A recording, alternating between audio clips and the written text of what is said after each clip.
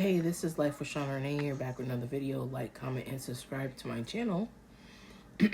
This channel, this video is about she hated me my whole life. Let's watch the video. Y'all ever had that one family member who basically talk about everybody behind their fucking back and smile in everybody's face and really they just a big ass fucking hater? Well, that's what I'm going through, and that's what I've been currently going through, and I got a story time for y'all.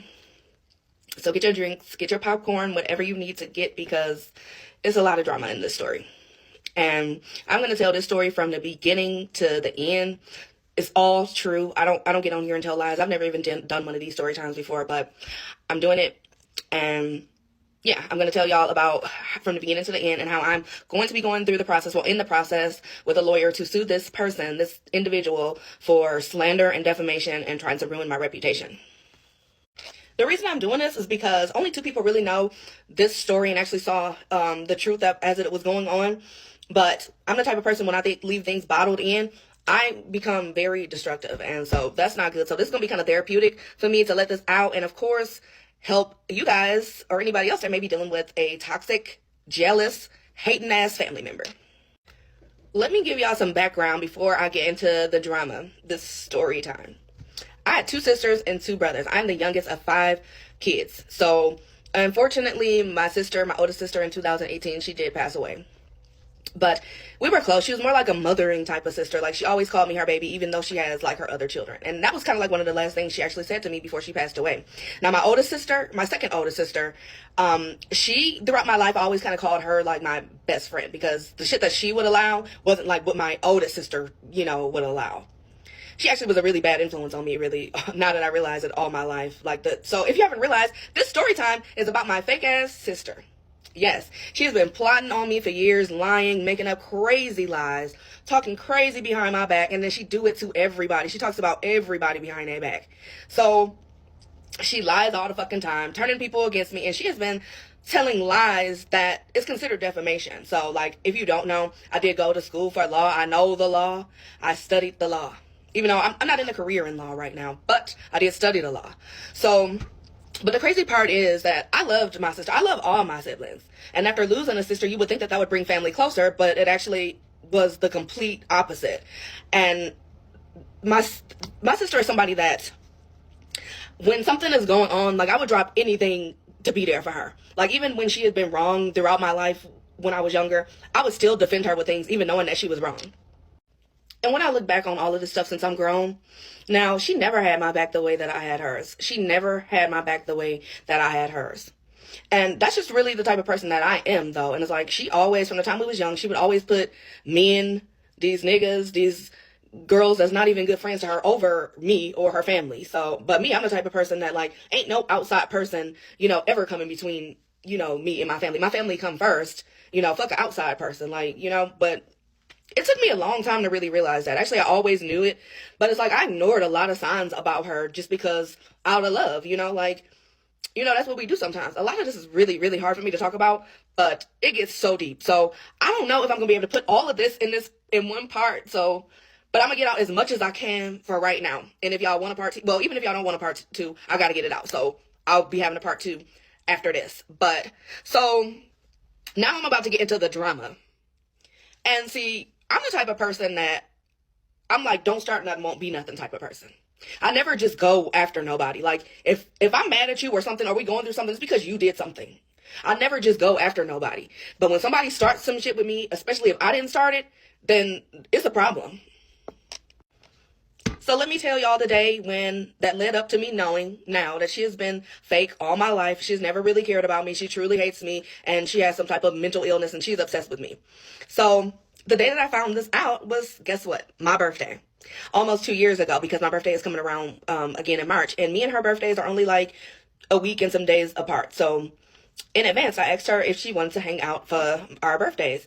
And, she made up some excuses of why she couldn't, but I didn't really give a fuck. So I made other plans.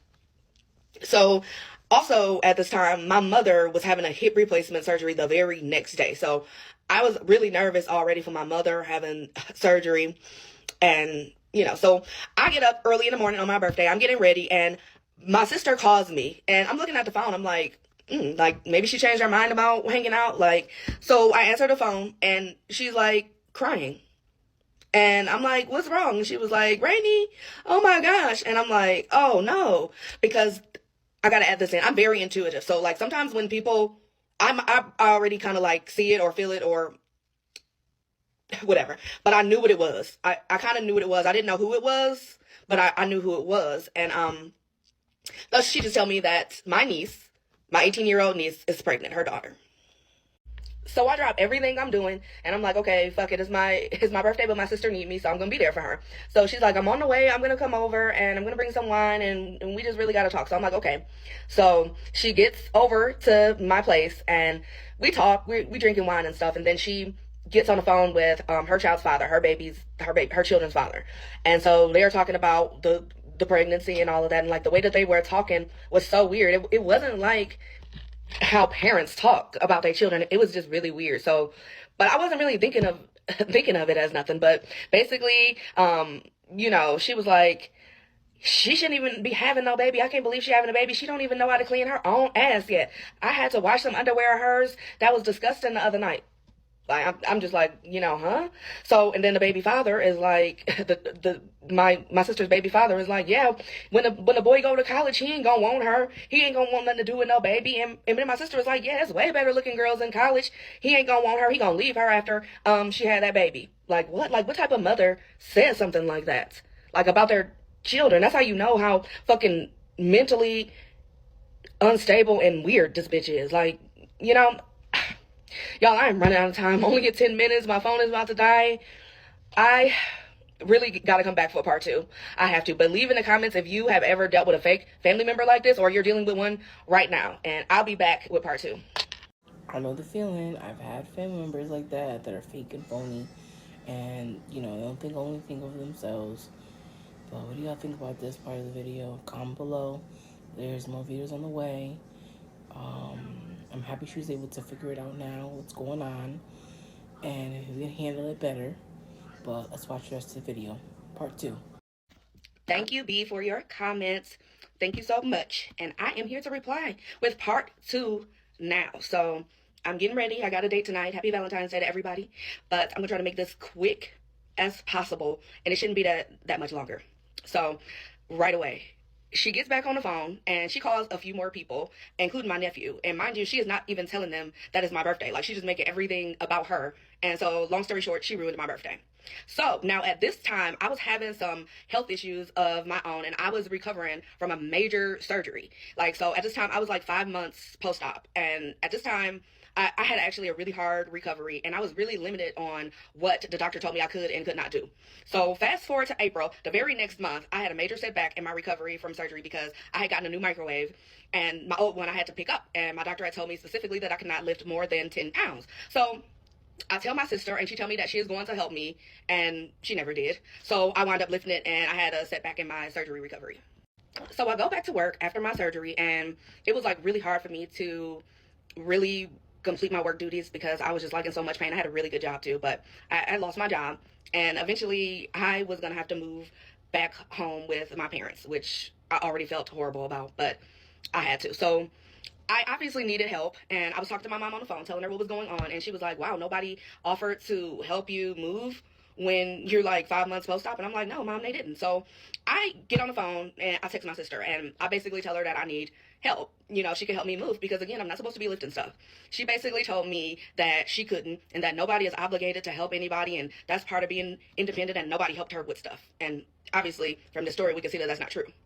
But so I even felt like sorry for asking her. Like she actually made me feel guilty that I was asking for help moving when I was 5 months post-op from surgery. And I even actually apologized to this girl and I was like, oh man, I'm sorry. I forgot, like you got other stuff that you need to do. Like, what? So then I was packing and I was in so much pain and I started thinking about it. And I'm like, nah, fuck this. This ain't right. So I texted her again and I told her that I was going to distance myself from her because she is not never there for me when I need her.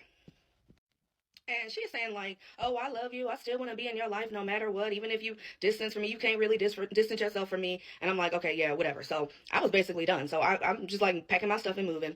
And this is where the fight happened.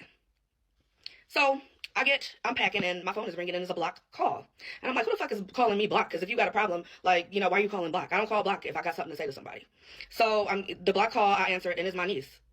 It's my niece, and she is literally talking crazy as fuck. She said that I should have been killed myself, that I was a bum because I was moving back home for a surgery that, like, obviously is not my fault.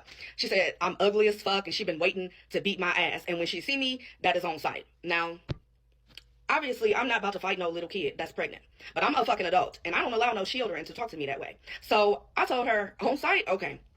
But nobody is going to ever tell me, and I don't give a hell who it is, nobody is going to tell me something is on site and expect me not to approach them when I see them the next time. Y'all, I'm sorry, it's getting long. It's getting long, so I gotta do a part 3. Yesterday, my mistake was making it way too long that nobody really wants to watch no 9-minute video. So I'll be back for part 3, the fight. Like mother, like daughter. She bugging. I wouldn't. That's crazy.